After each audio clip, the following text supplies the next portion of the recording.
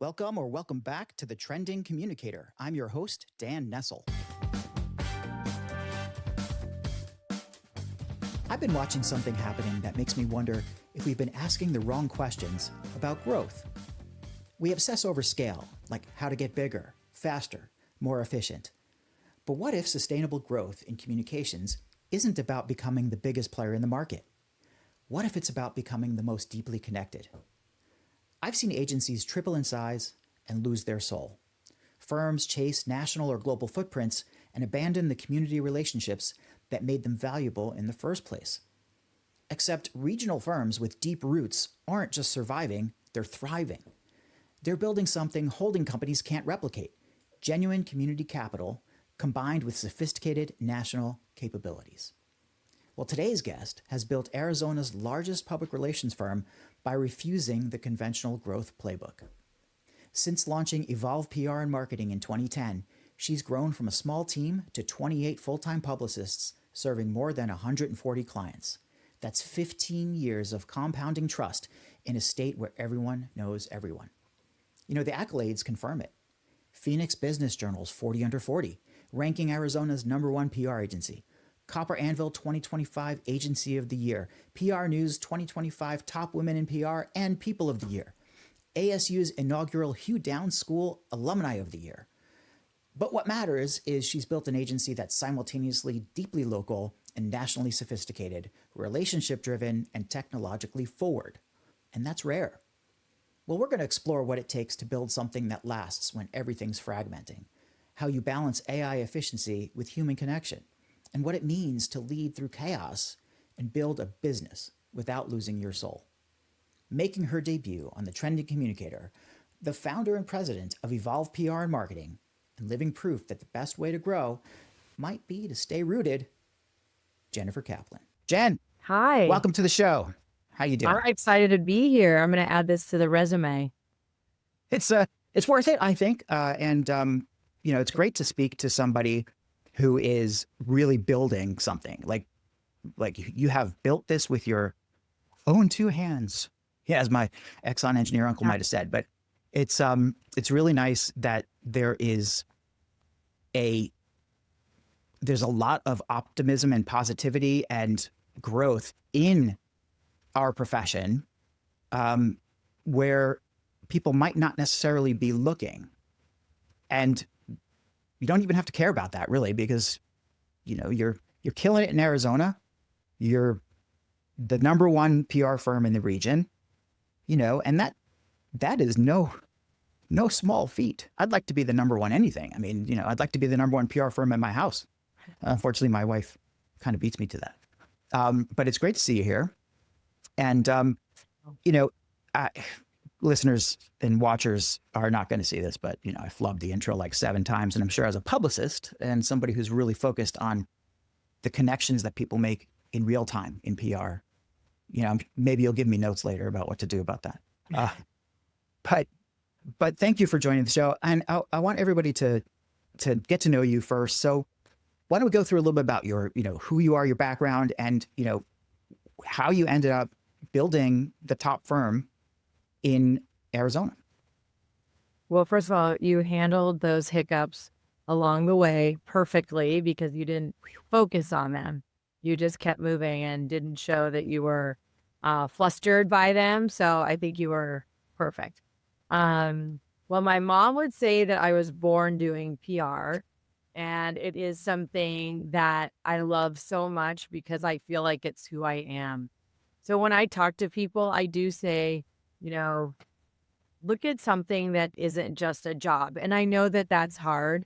I think of the analogy with Tiger Woods when he was 3 years old swinging a club and was on that trajectory to be one of the, if not the top golfers, in the world. And so I kind of had that mentality, and at 30 had the opportunity to start my own business, come from a family of entrepreneurs. And I did study PR, public relations. You mentioned at Hugh Downs School. I went to ASU, Arizona State University, and I studied communications with an emphasis in public relations because I did really feel like this was my mission and my passion. I just didn't know it would translate to having my own business. So I started my own business 20 years ago, evolved 15 years ago. I had a business partner for the first 5. And hence, not that this applies to everybody, but no kids, no dogs, no cats, no fish, and just got married 4 years ago. Oh, So congratulations. my company really became my identity, but not, Hmm. I say that not in a dysfunctional way. Yeah. Um, I just really truly love what I do. I get up every day just as excited for whatever the challenge is going to be. And we did just hire our 28th person. So sometimes I'm like, wait, I thought we were just like 3 or 4. And then the next thing I know, we're 28. But it's been an exciting ride. And the local market, because you mentioned, aspects of the regional and the local, you build a reputation. And I think that that's really important. And a big part of that is, obviously the reputation, the trust, the credibility that you can build among your peers. So we try to do that for our clients, through storytelling and message Mhm. building, but also getting involved in the community. Marketing is in our name. And I define that as community outreach and cross promotional opportunities. So, what Mhm. other ways can people get their name out there?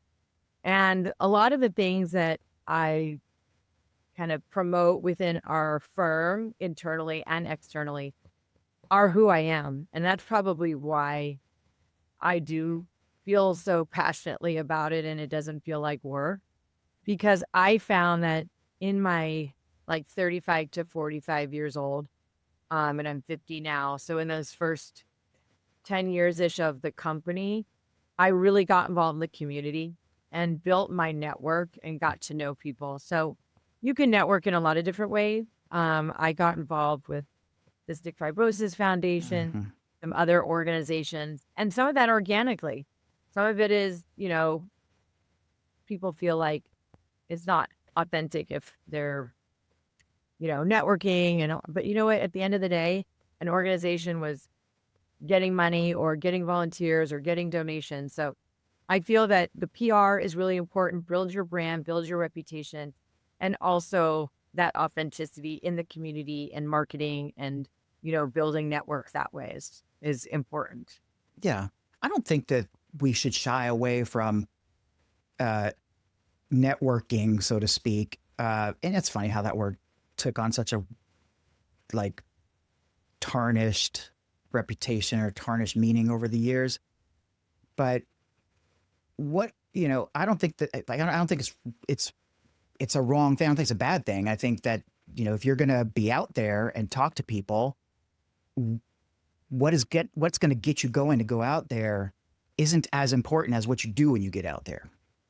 So if you're out there to network because you need to build your business or you want to build the connections that are going to lead to your business, well, you should be confident in the fact that, you know what, I'm bringing good work to these folks. And plus, I'm really interested in what they're doing. I mean, I want to be involved. I Yeah. wouldn't say go get involved with causes that you have no connection to, but it's a lot of it's just about where you land and not necessarily where you take off. I don't know. No, that's great. Yeah. I agree with you.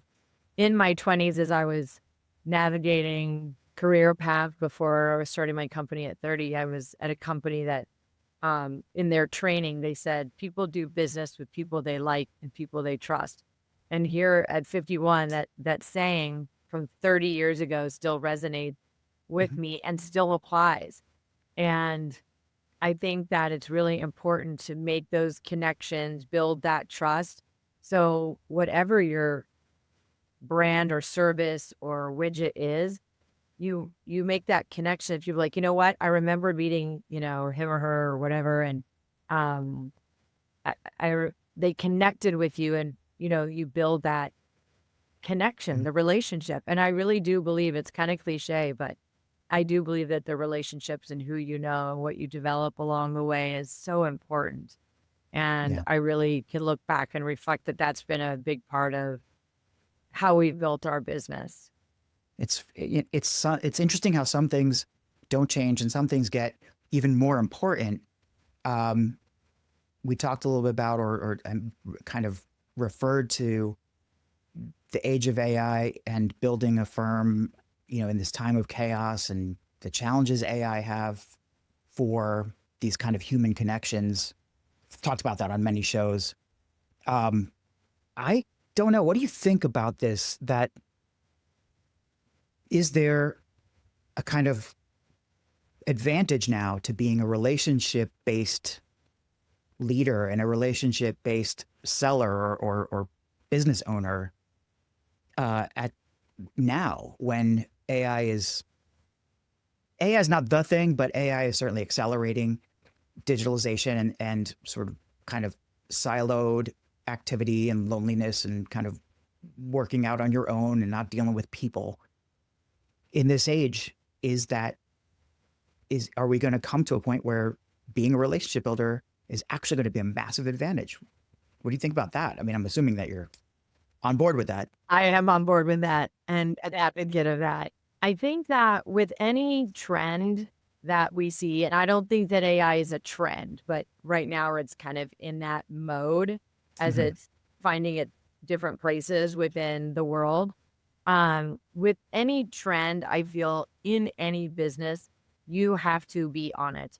You have to be aware, but don't lose your identity and don't let it replace things that it shouldn't replace. Don't lean on it in a way that takes away from that connection that we talked about, or really your brand, that people lose that, not trust, but if you're like, oh, did you, it makes me cringe when people say, we'll ask a client to work on some, questions for a byline or an article we're working on. They're like, if you could just go through and edit this because I used ChatGPT. And I'm like, why are you even telling us that? Why did you do that? So, you don't want to lose some of that. A few years ago, that doctor or lawyer or realtor or whoever, the chef, whoever that expert was that we were doing that piece for, would never have done that. They would have, Of course not, used their knowledge, used their intel, used their experience to put that together. And we still would have edited. We still would have been supportive to craft it. But now I just feel like it's that barrier. It's that easy out. So I think that, but you have to be in tune with AI. But I wouldn't let it take the place of so many wonderful things that, we can offer as individuals and that are, afforded us in the world. And I can only imagine what it's like for kids, because they're not going to know any different. It's that's a whole different kettle of fish, as one of my friends used to say. The kids are it's interesting. Gen Z is approaching this in a very different way. They seem to be wising up to the fact that they need to touch grass. And I have two Gen Z daughters, and they're not digital animals. They really aren't. And they're not really, they don't enjoy AI. They don't know anything really. Well, one of them doesn't really have any need for anything with AI in her chosen path of being of cosmetology. She's, AI is not going to help her put somebody's nails on their fingers. It's like, she may come up with ways to use AI to create designs, which would be fun for her, but that's not where she is yet. My other daughter's a senior at college.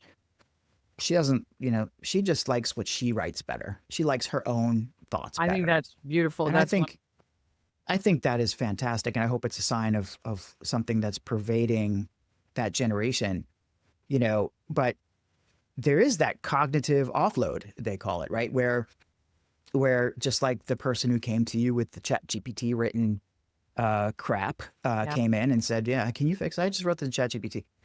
There's nothing wrong with writing something in ChatGPT, but there's something very wrong with presenting it as a final version that represents your thoughts. And that is, without putting in the time and effort to make sure it is great, which means you got to work. And people don't want to work, right? A lot of people just don't want to put in the time. I think our, we PR people and comms people, especially those of us who've been in the industry for a while, we've got maybe a I don't know, maybe it's a little bit of a parochial view about writing and about what we need to do, but we value the craft and the knowledge probably more than a lot of other professions. And that's kind of why I have hope for us as a profession, is because, we won't let bad quality and bad stuff get in the way of a good story, you know? But I didn't want to jump into AI right away, but it's fine. But like something you said, well, about, as an yeah, organization, any business, I don't want to make it just about PR, but I mean, yeah, you have to, there's a balance between what is happening around you in your industry, so you're not left behind, and your peers or your competitors don't pass you up. And that's one way, that we have stayed relevant, is to make sure we're touching all the things, but balancing without losing the personalization or the relationship, or other aspects of what makes us unique. So I think that that's really important yeah, for exactly. businesses to think about. It's exactly the stuff that no technology has been able to do for us. And AI, if you look at it just as a technology, is certainly not going to replace that, empathy and real connection, the person to person, touch a shoulder to bring somebody up from the depths of their depression, or, give someone a call when you haven't heard from them in a while, or, that's, AI is not going to be able to make those interesting and important human, human kind of It won't replace it. foibles, maybe. I don't know what we call them, but there's a lot there to unpack, though, with relationship building and building a business in right now amidst all this. And when we when we look at the guests of the Trending Communicator, things that we've talked about, a lot of it is future forward, technology forward. And sometime we need to kind of take a step back and say that, yeah, part of the future, part of being future forward, is to recognize what is really working well and what we have to double down on, or really work hard on, or not let go. And I think your firm and the things that you do kind of represent part of that.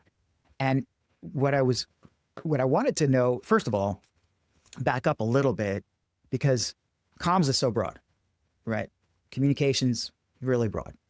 PR, sometimes people use the term interchangeably, PR and comms. And I find myself doing that all the time just to eliminate confusion.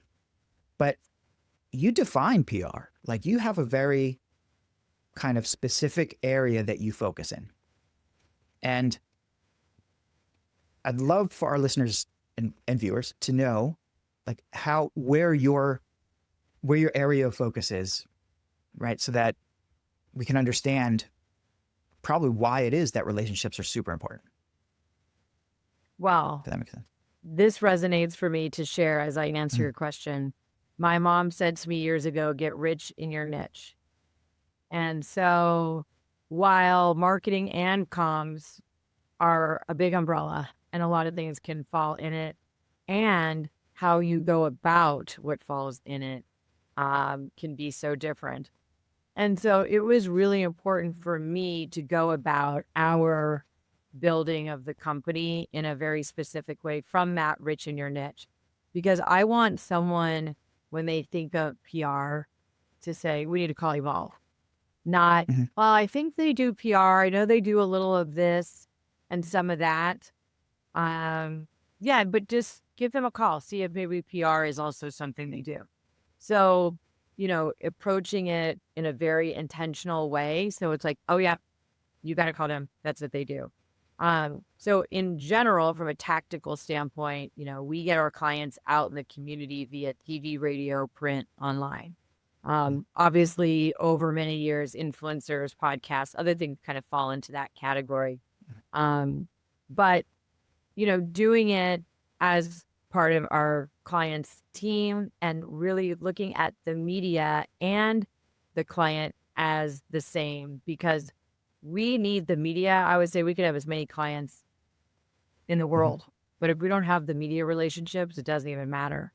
So going back to the relationships and the trust, and just making sure that we're consistent with how we're communicating with them is really important. So, yeah, I mean, we're just very systems driven to make sure that we're also staying on point and consistent. When you go to McDonald's or Starbucks, you want to have the same meal no matter what country you're in. And so that's another thing that we try to do is be consistent. If someone's out of the office and someone's backing them up or they're sick, that you're still going to have the same experience. Not like, whoa, when is Sally coming back? She was so much better to work with. So there's a lot of ways that we go about that. With all the different things of it, staying focused on our craft, being consistent, looking at all aspects of the PR, and making sure that we're systems driven. It's so it's that maybe the second time in a few weeks that I may have to be eating some crow. I mean, I've gone out there and said media relations is dying and we need to let it go, right? And here I am talking to a few folks, you and I think it was it Barry Cohen, like somebody I was speaking to recently about like how they are really focused in media relations and killing it, like killing it. I'm not talking about financially, although I'm sure that follows, but it's really about getting a message out and making their clients super happy and seeing results that matter. Now, I'm going to weasel a little bit here and say, look, when I talk about, because this is true, when I talk about media relations, I'm generally talking about the fact that too many companies are putting too much money into a very, very small basket that they have literally no chance of getting coverage or appearance. And when they do, it doesn't go anywhere. They don't do anything with it, or it's a flash in the pan, or, whatever. They're getting judged on that 3 lines they get in the Times, whereas instead of trying to go and chase media attention, you should earn attention across the vast scope of channels that we have available to us. And so in some ways it's violent agreement what you're doing. Like, it's not chasing the top tier stuff. It's finding the right fit for the message and for the story, and then looking at strategically what media matters for this. Who's the podcaster that's talking to this audience?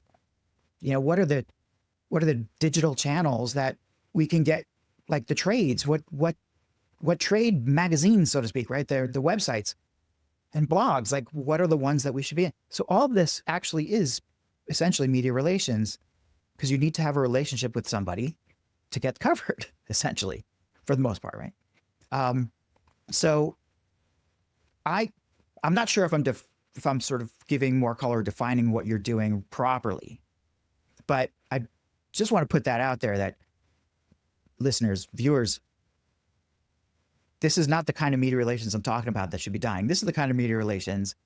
Jen's media relations is in service of the strategies of her customers and her clients. So, I don't know how you feel about that differentiation between the media tiers, and if you're ever forced or ever asked to go chase down, Wall Street Journal or something like this, and how do you react to that?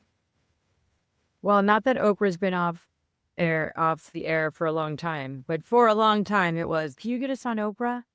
And so there is always that big shiny, outlet that people want, or that media opportunity.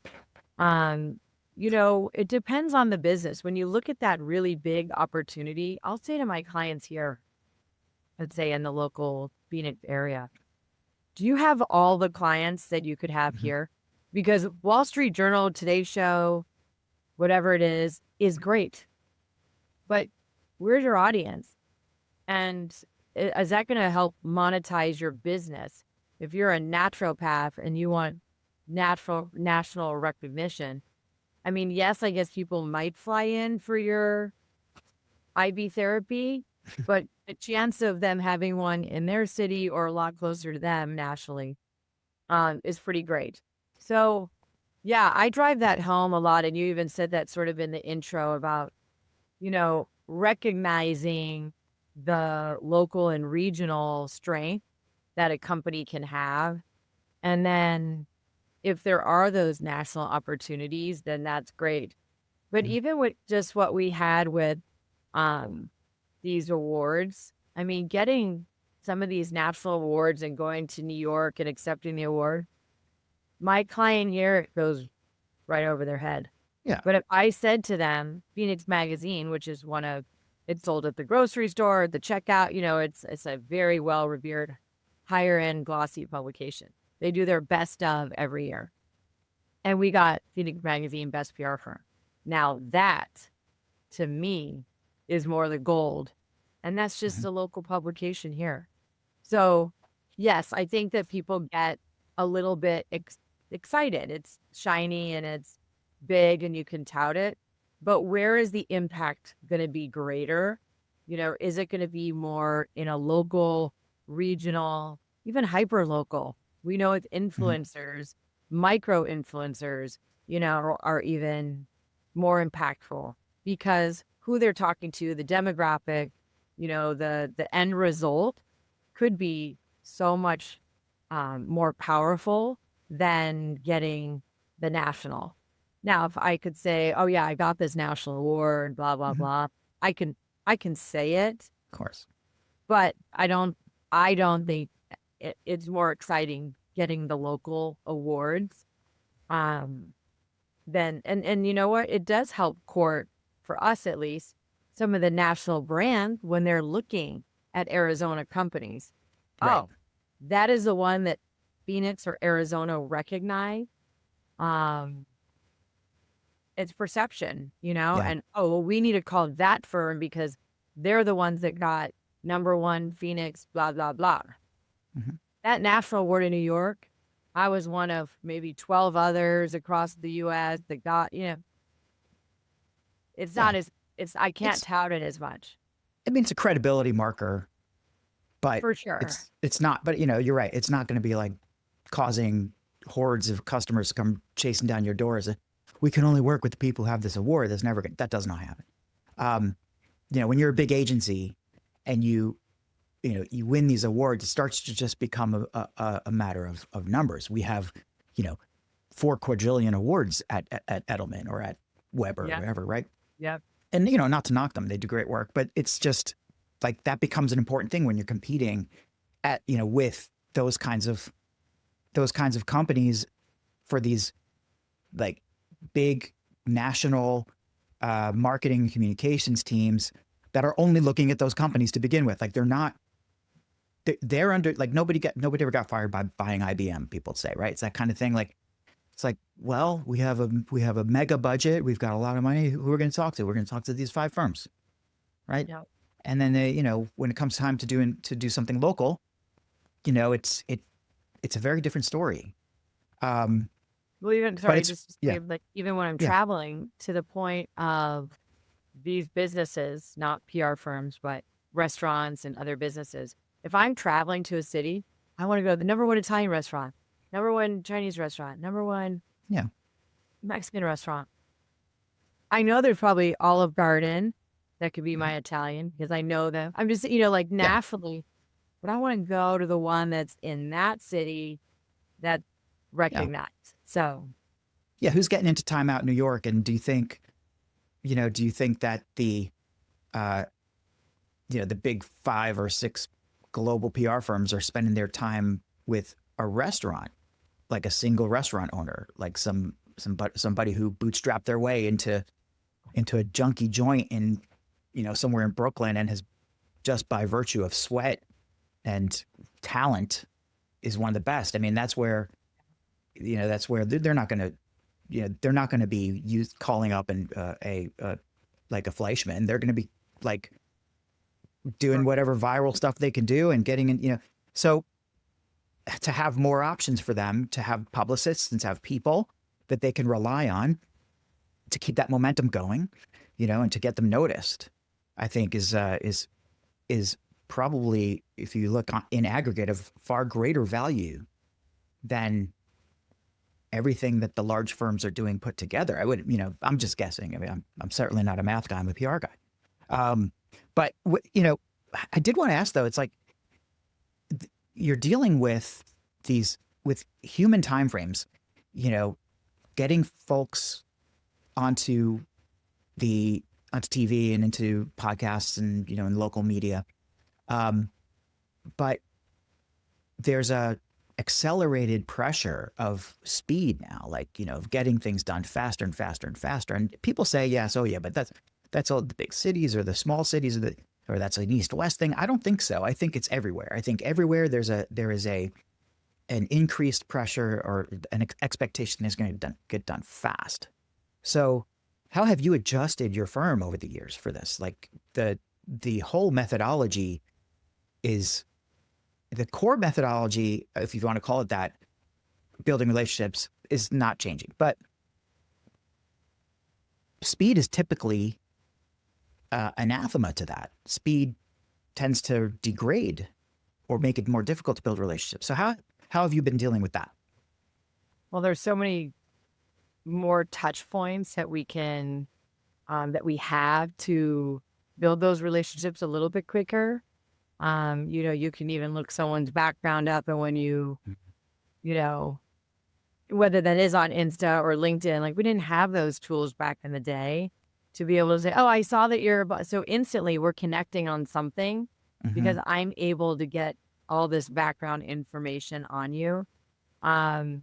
But yeah, I think our society, I even notice sometimes when I'll say to someone on my team, did you hear from, so-and-so reporter or whatever about XYZ? And then I think to myself, if they did, they probably would have told me.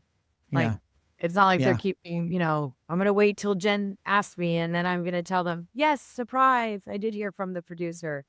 But I think just our mentality in our society, you're right, across the world, is that, timely, fast, need things now kind of thing. So I feel like we do have an element of that in what we do, that we need to know who the new writer reporter is or what beat they're covering or what they're up to, because if we know before you know, then we can get our pitch to them. Maybe we'll connect with them before you.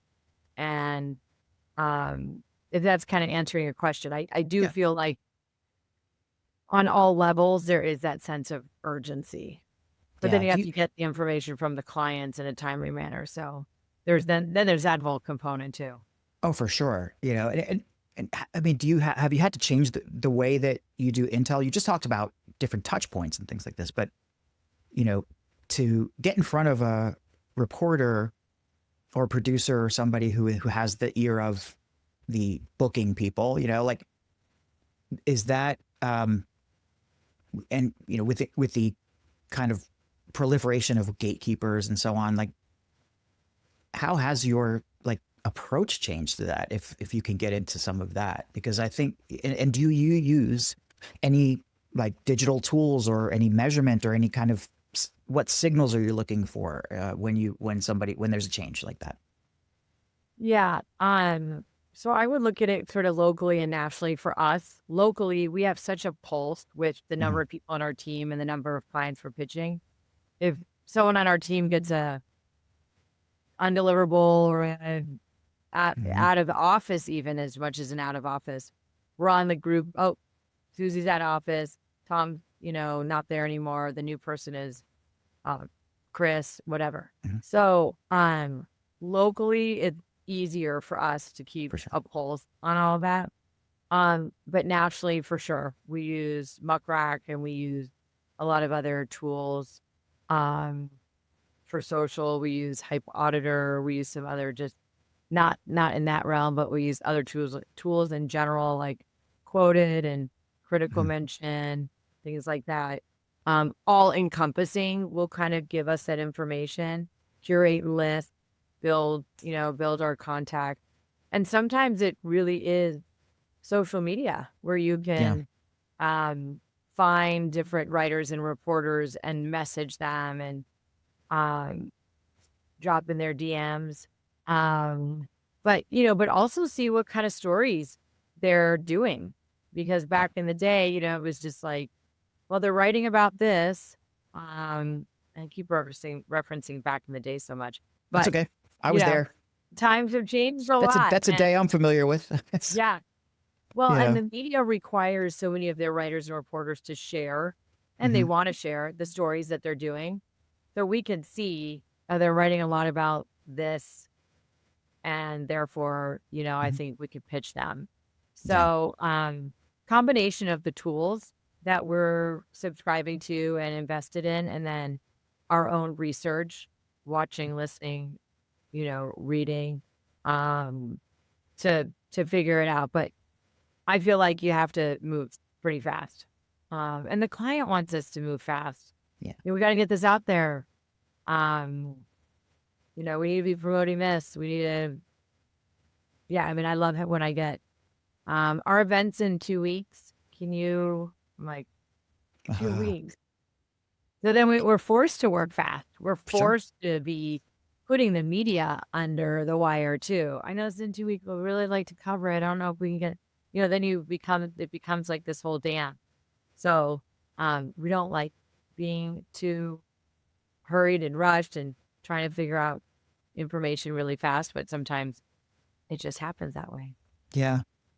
It's like, but what you were talking about the way that you're doing things, it's like it's very easy to get this impression that PR, in the sense that you talk about PR, like public relations, placements, media relations, getting the word out about people to the people who need to hear about those people. Uh, it feels like it's an old thing. Like it feels like it's like, okay, like you start to throw words around like, oh, that's like traditional this or traditional that. But you just talked about the variety of tools that you're using and the kind of different, ways that you're leveraging technology to get the intelligence that you need to make the right decisions or to really tailor your pitches and your activities and your content creation for your clients. And I think it's really critical to to have that hybrid approach, to really merge the old and the new, because you shouldn't just junk what's working, right? And there's a question here somewhere, believe me. I I just I wanted to kind of understand though, like as you hire people and you bring them on into your firm and you're building your agency out, like how do you approach the the I guess the upskilling education, the kind of um, keeping your people where they understand that they're at the top of their game, right? Because you're using these different tools, or you're working with technology in this interesting approach. How do you kind of embed that in your culture? Like, is there some way that that you are, I don't know, demanding of your employees, or is there some requirement, or is there a value that you have that it's like, no, we need to be on top of the tech? How do you make that happen? Yeah. Well, generationally, again, we talked about this a little bit earlier. I think that generationally they embrace the tech. Um, True. so there's that. But I feel like they also love to read a book, and not on a Kindle. Do those things even still exist anymore? I I, got one, man. I'm just I'll kidding. I'll You give you a don't good hear reason to about get a Kindle. I'll give you a good reason to get a Kindle in a moment. Go, okay. go ahead. Yeah. There's the book, and maybe people are listening to the book. But they still want some of that tangible, and you Hmm. said that like with your daughters.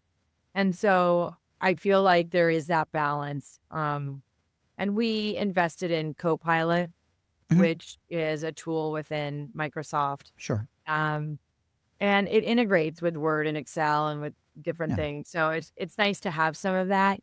I just don't want to take away from the realness, that we've been Mhm. talking about, that Yeah. it can't lose. But I do feel like they need to be efficient, and they're busy, and they've got all their clients, and they've got all their clients that are demanding things from them. And so without providing those tools, it might slow them down For sure.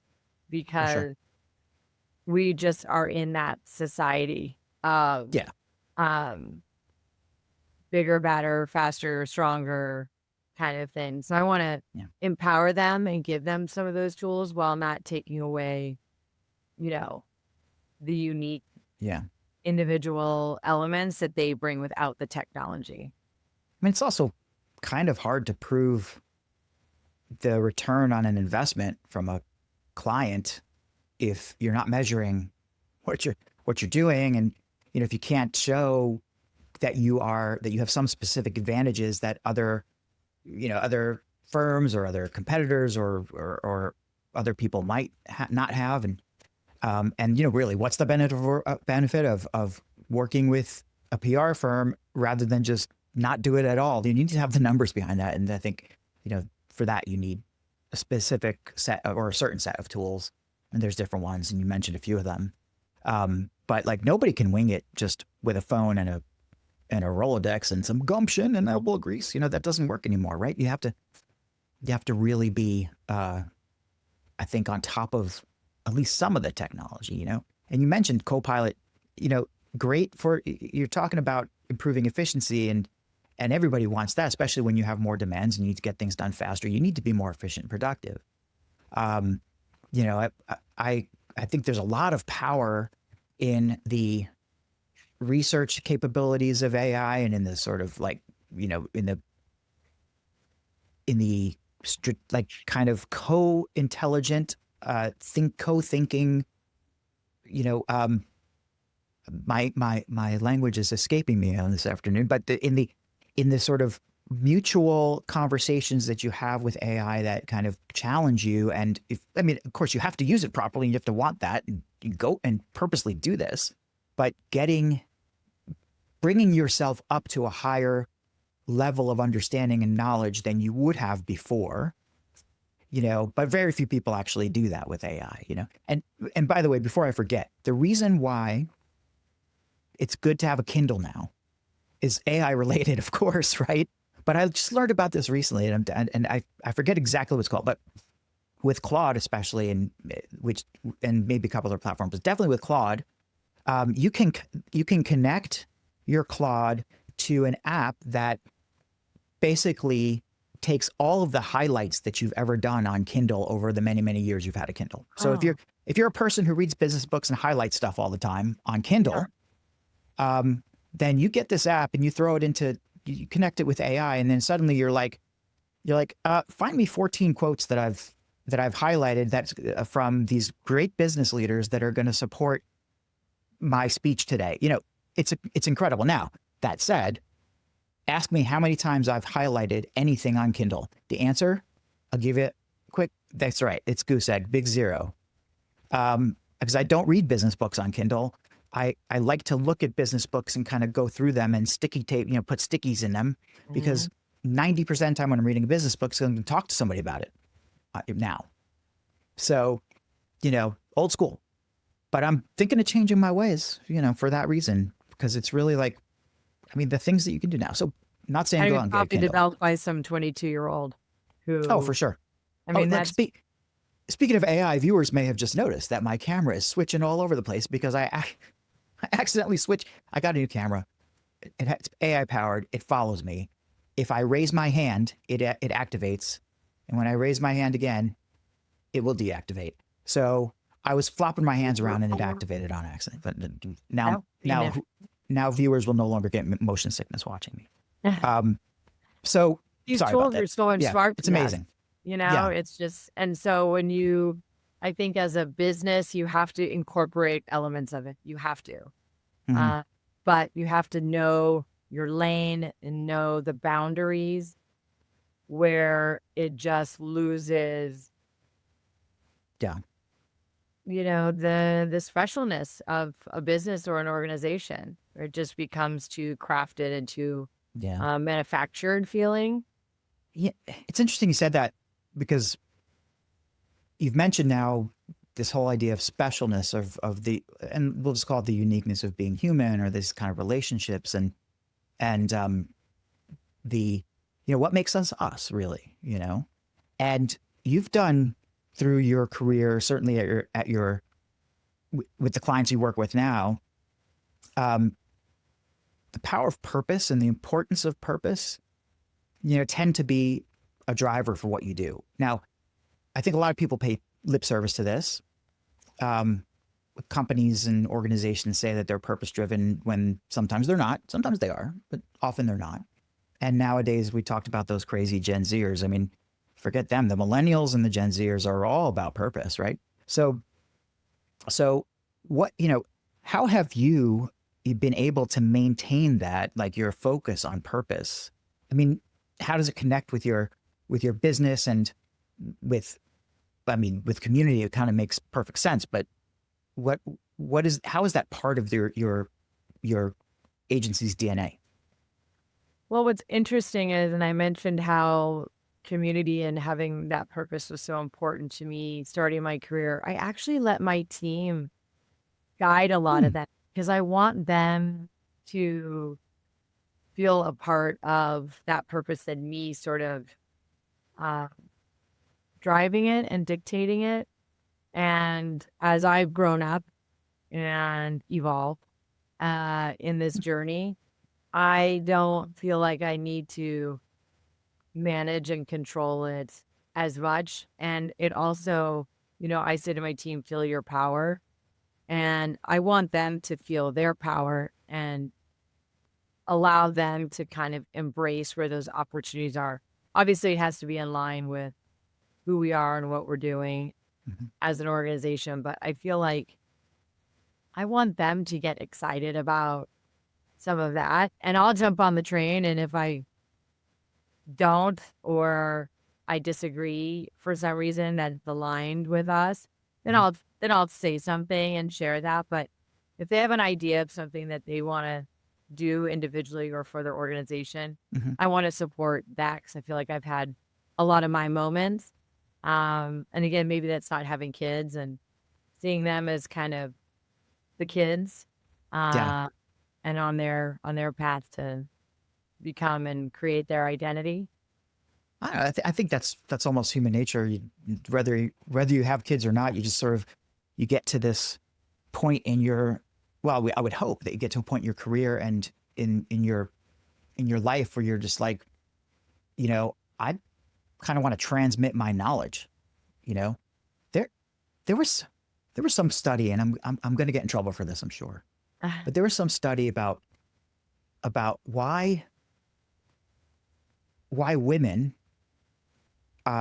pass. I'll get it generally right, directionally right. I might get it some factually wrong, just warning. Okay. But why women cease to be able to have children at a certain age, right? And then, but they live longer, right? Evolutionary biologists have looked at this, and like some have said it's a mystery, but what I've seen recently, and maybe it's not recent thinking, is that, it becomes the job of that part of our society to then be focused on transmitting knowledge, right? Transmitting knowledge is baked into our DNA. So if you're past, if some jobs are over, now you have time to devote to nurturing and transmitting.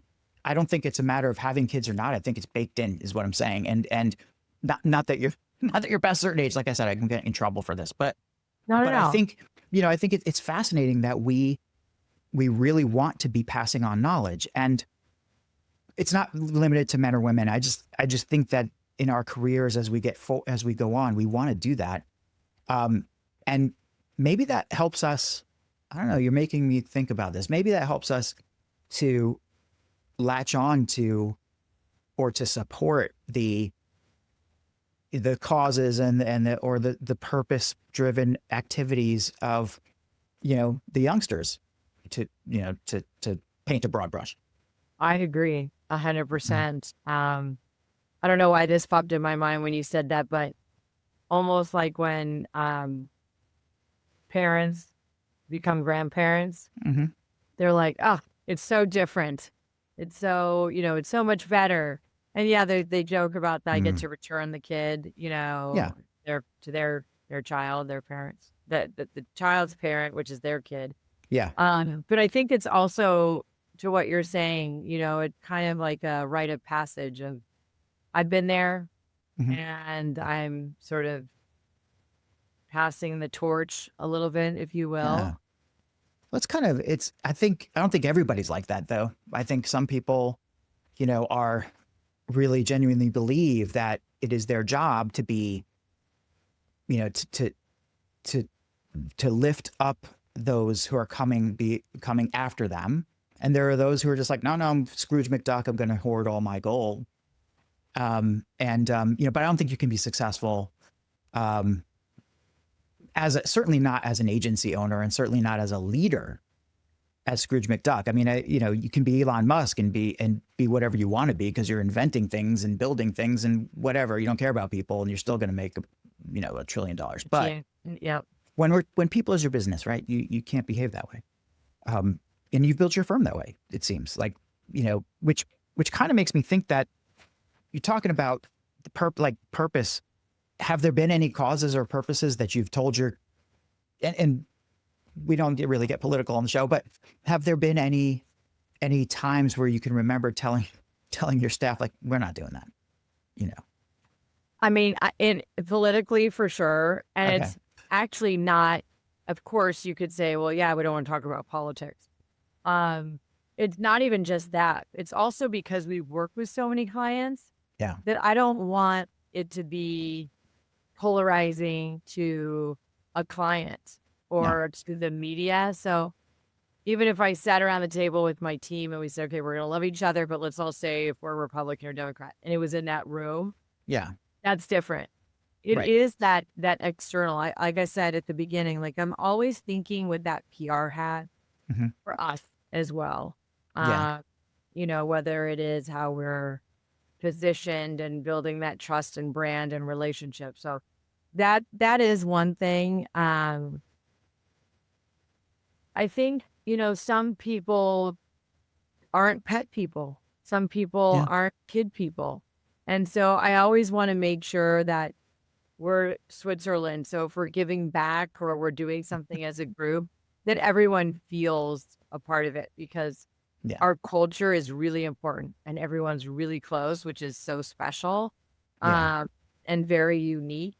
Especially we do have males on our team, but the industry definitely It leans attracts female more for female. sure. Yeah, female dominated industry.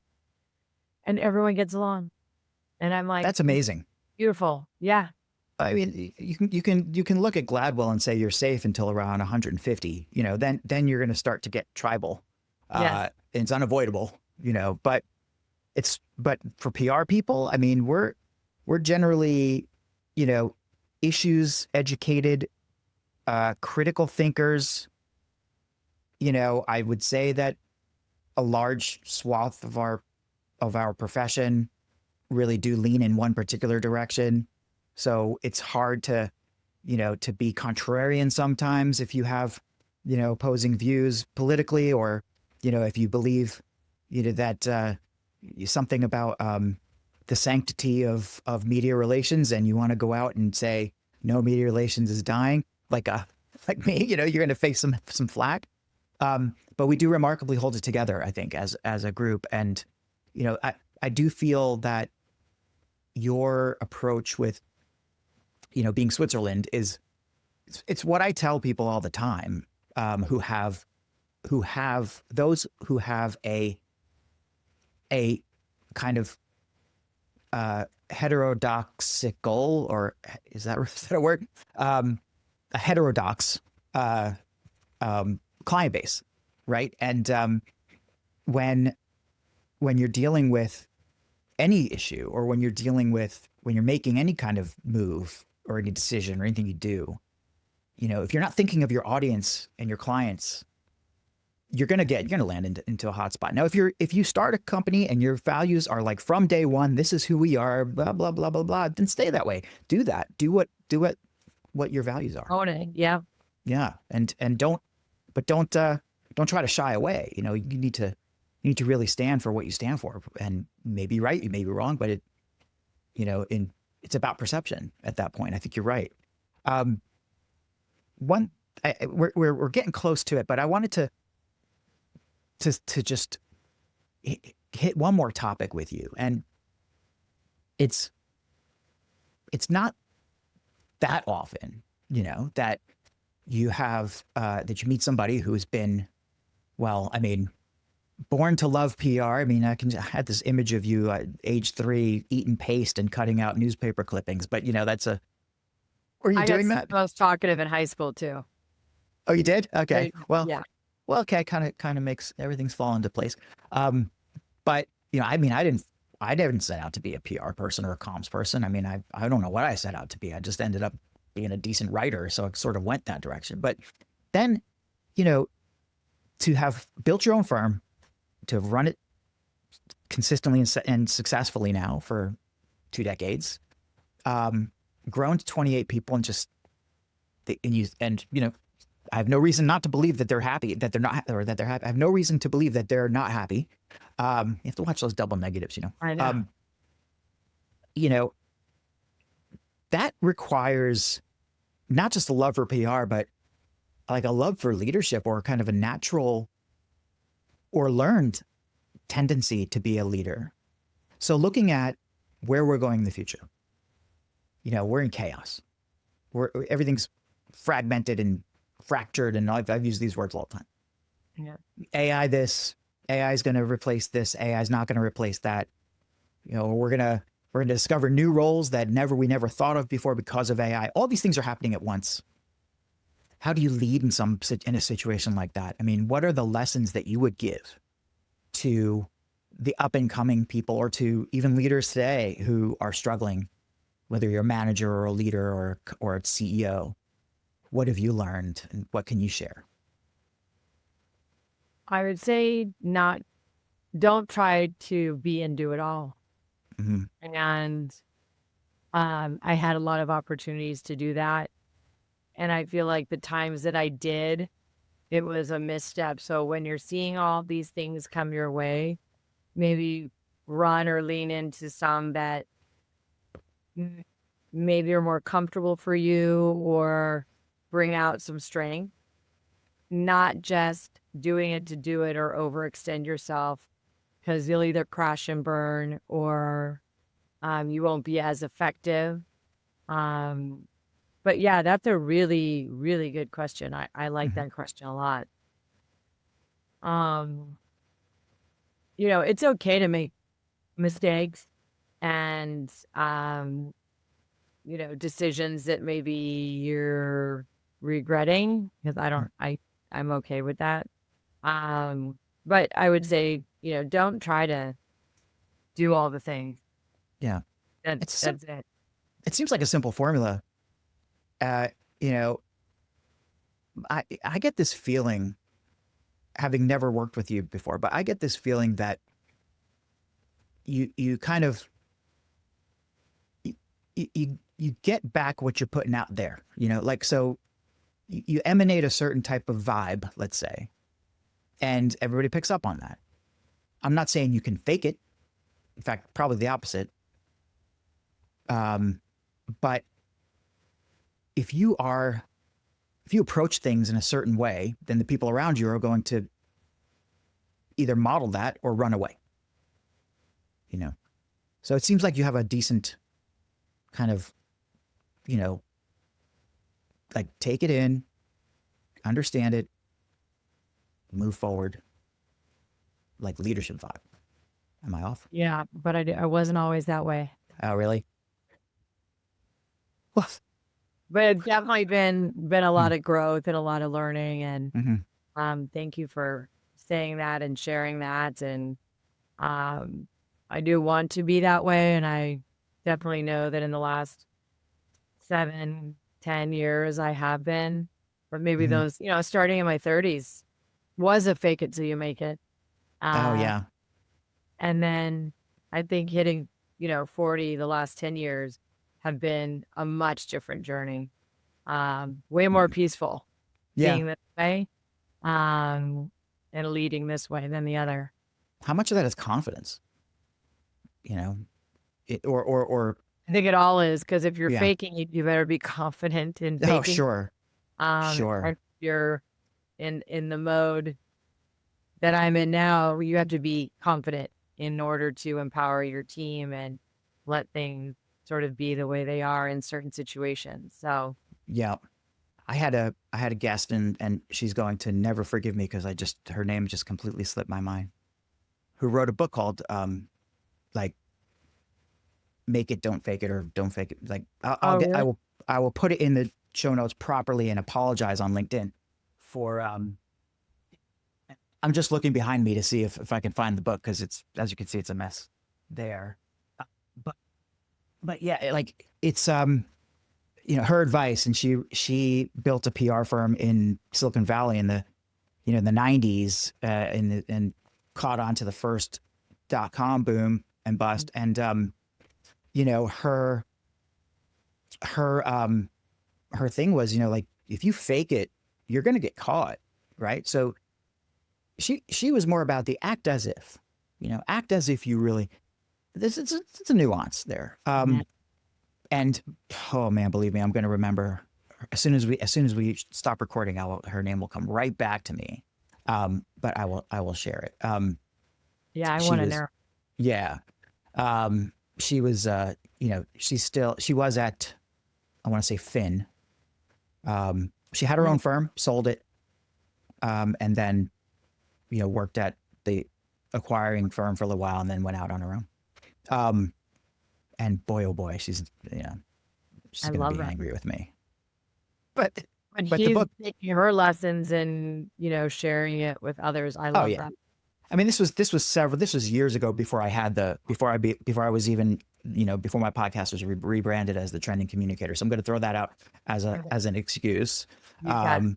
It's You been a got while, but look, I mean, I think there's a lot to that. But fundamentally, though, I mean, it sounds like you learn from mistakes. You The riches are in the niches, as you said. it. Hmm. Do what you do well and focus in there.